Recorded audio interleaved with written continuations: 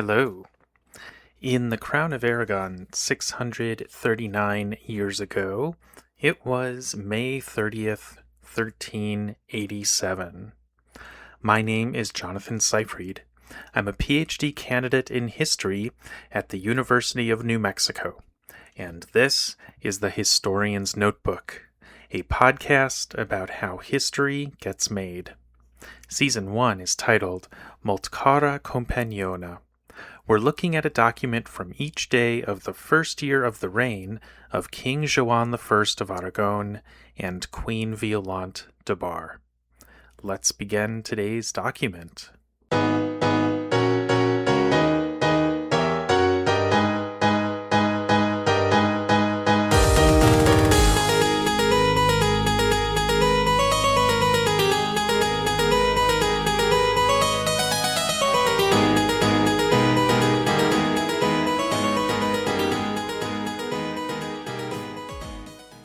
Today's document is a really good example of how the organization of the documents inside these registers is not easy to follow. I'm sure that there was some reason why we have the document today coming on the next page after the ones we had yesterday, and then what follows, and that it made sense at the time based on the way that the chancery staff, the scribes, the chancellors, the way that they organized their work. But when you're looking at it after over 600 years and from a completely different cultural standpoint, it becomes something that seems pretty impossible to understand.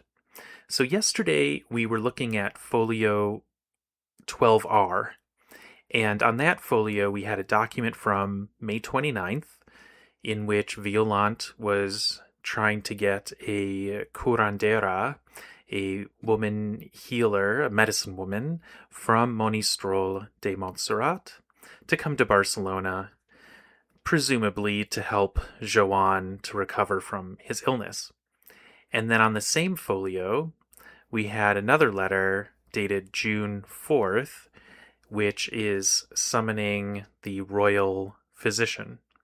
And then on the other side of that same paper, on folio 12V, we have today's document dated May 30th, and it seems to me to be a matter of jurisdiction clarification, basically saying, well, we'll get into it in more detail, but basically going through and saying we should read these agreed upon articles, these documents that we've made in the past. We should interpret them according to such and such manner, and it's in regard to different parts of the community of Girona.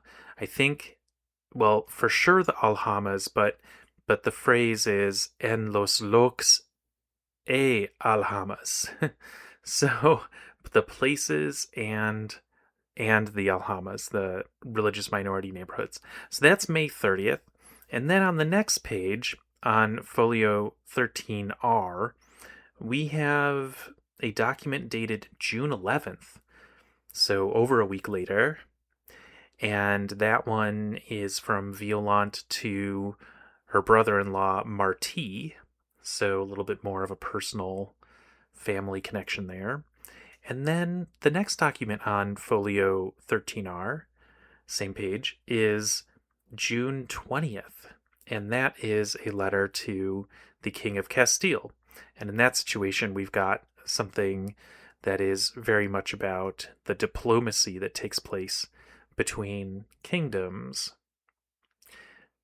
So when we're looking at today's document, trying to figure out, well, what does it mean that it was in the register called the Curiae Sigilli Secreti, the court secret seal?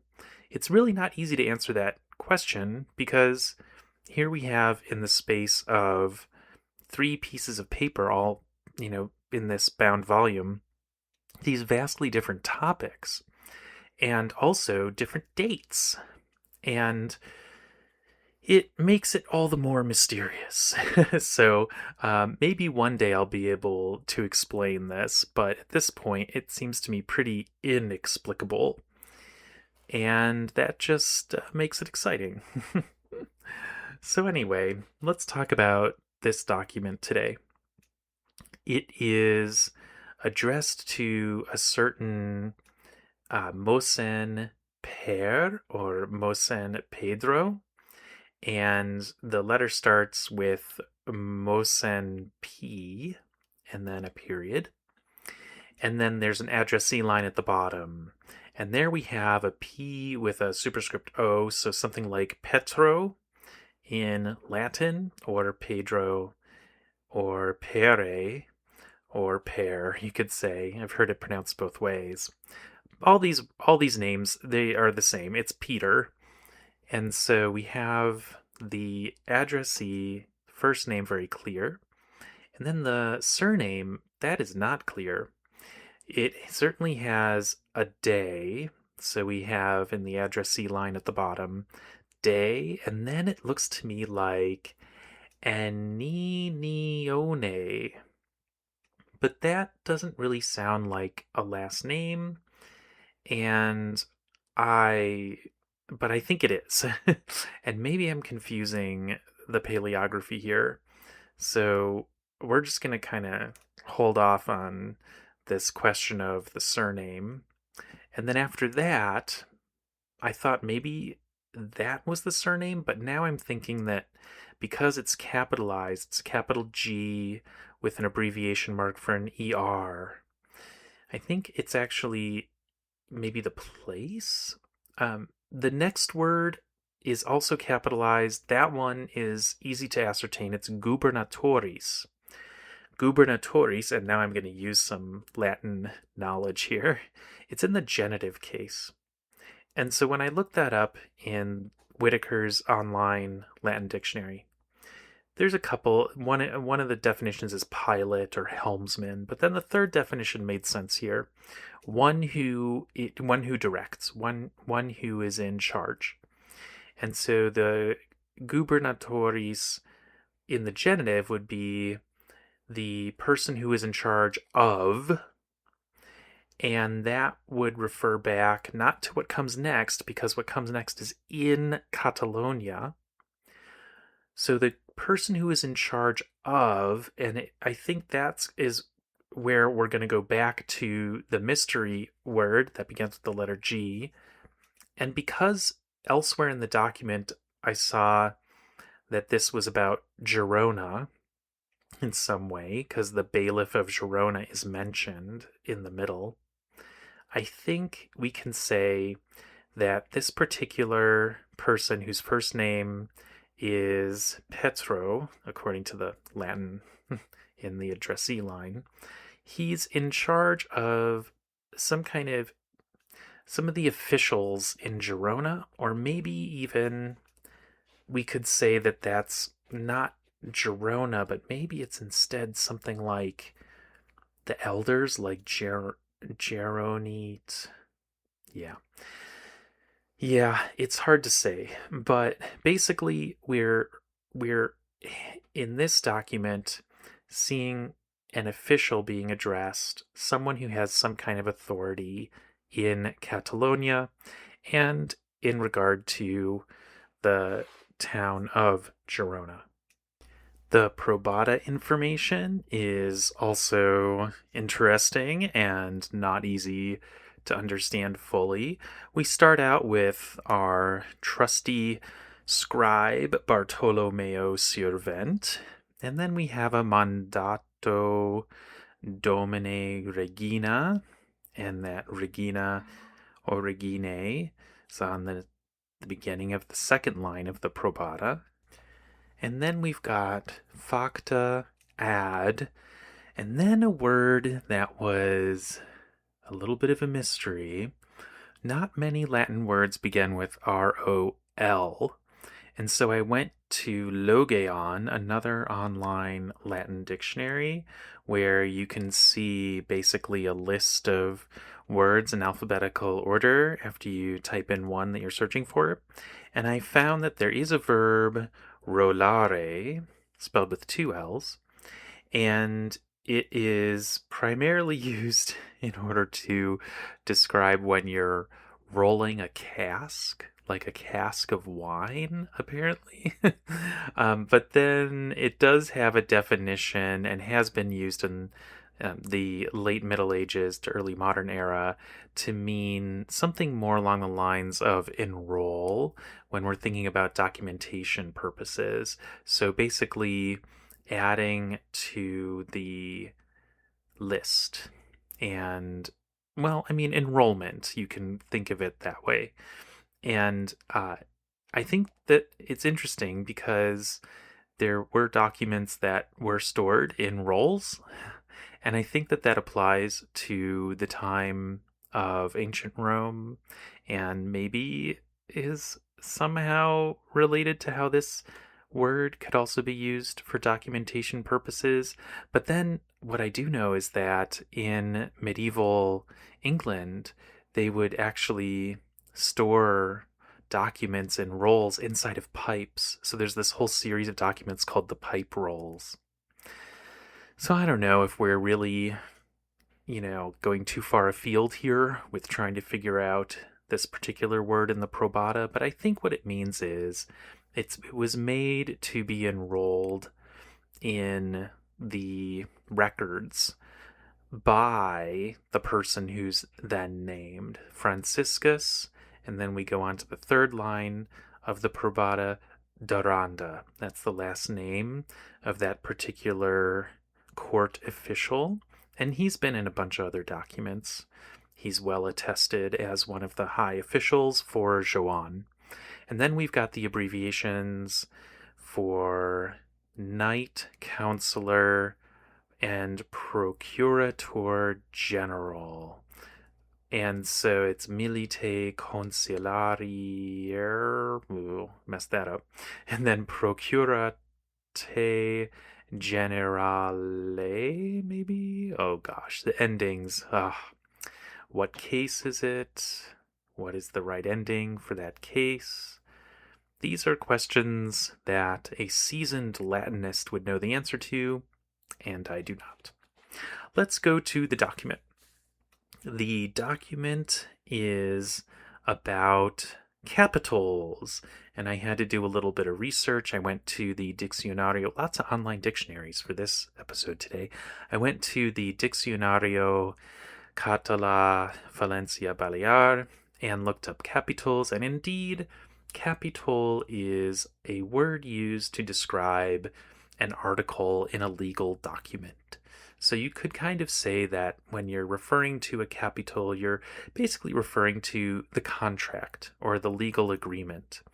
And so this document is all about what was in the legal agreement, referred to here as the capital, and how to properly follow what the capital is saying. And there might have been a moment where the capital in question here was abandoned. There's this word actually it appears in line 2, opsar.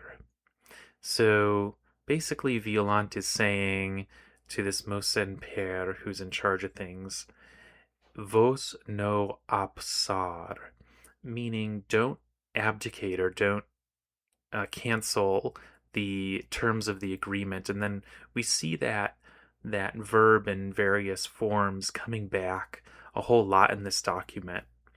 And then another word that comes up a lot in this document is esquivar. Esquivar. And we see that, I think, for the first time in line 7, and then we see it again and again and again. And basically that is a verb, means to evade or to elude.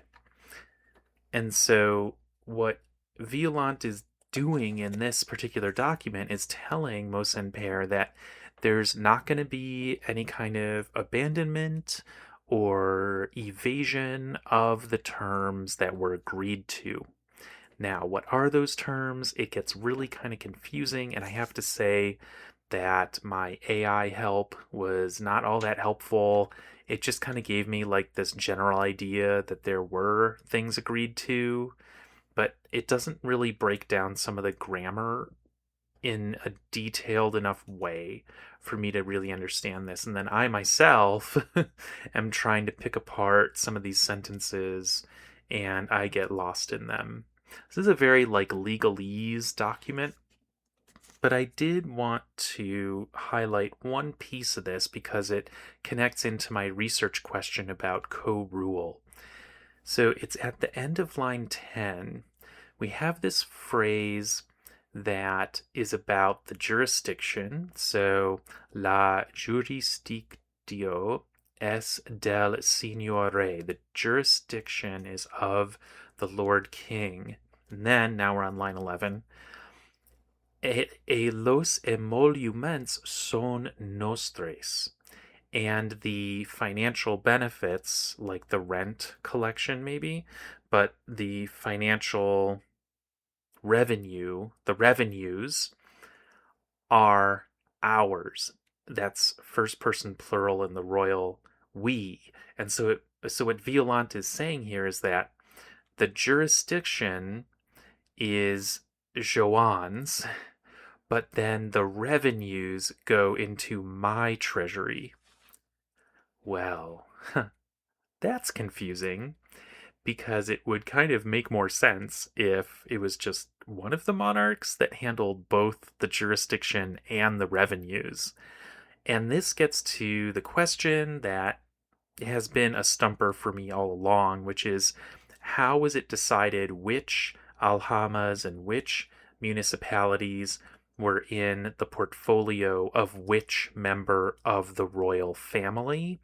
And I am having a really hard time figuring that out. And maybe the reason is that it has to do with situations like this, where it's like split, where the king has legal jurisdiction, but then the revenues go to the queen.